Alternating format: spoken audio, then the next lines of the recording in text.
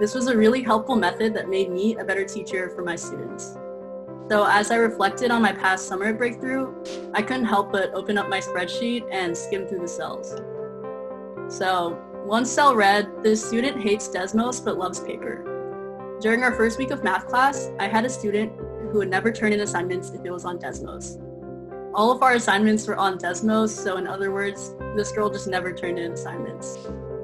So one day I noticed her furiously writing on this notebook, and I took note of this and emailed her to let her know that I would be okay with her submitting pictures of her homework instead of using Desmos. Once we found a system that worked best for her, she started taking more ownership of her assignments, and from that moment on, she never missed a single deadline and even stayed after class to go over homework questions she didn't understand from the night before. The initiative she took with her homework poured into class time as she became one of the most engaged students who always participated in class. This student and this cell taught me the importance of giving students the opportunity to engage with the material in ways that enhance their learning best. Another cell that stood out in my spreadsheet read, "Even though she never responds back to me, the student really likes it when I try to make small talk with her before class starts."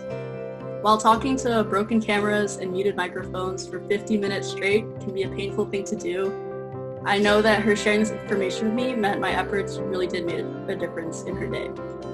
After consulting my trusty spreadsheet, I explained the importance of making conversation and pushing past awkwardness. I told her it shows people that she cares and is interested in getting to know them. From then on, she would always enter the class with her mic unmuted and camera on just to ask me how my day was. She even emailed me once to let me know that she successfully forced herself to initiate conversation with someone in her class during a breakout room activity. She would always tell me, "I really like you, but not the subject that you teach." I was glad that despite her dislike for the subject I taught, we were able to develop a relationship where she felt comfortable coming to me for non-quadratic formula related advice. Before the summer started, my high school math teacher told me to keep one thing in mind. You don't teach math, you teach kids. Math comes secondary. This student and this cell really helped me understand what that truly meant. While most of my cells were academic related or just funny stories that got me through the day, a few of my cells were filled with more serious moments. One cell read, "The student missed class today because her father tested positive for COVID." Fortunately, the student was able to finish the last few days of program. Upon returning, I emailed her to check in as she missed a few days and I didn't want to add any additional stress. She quickly responded to my email saying, "Everything's fine, just a bit shocking, thanks for asking. Right now, all I need is this assignment and that's it."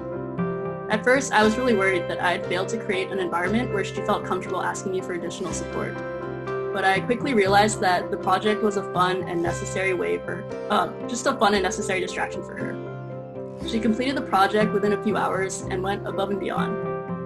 And she was more engaged in class than she had ever been before.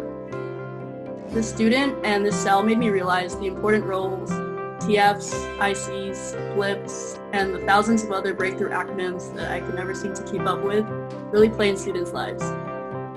Christina once said, "Sometimes school is the most stable and reliable thing in a student's life." From an outside perspective, it may not make sense why we chose to jump onto a Zoom call at 8 a.m., 5 a.m. for some of us, to play Scribble.io for hours, or to participate in the laggiest talent show known to mankind, or to execute a 19 Zoom link rotation system for a career networking day.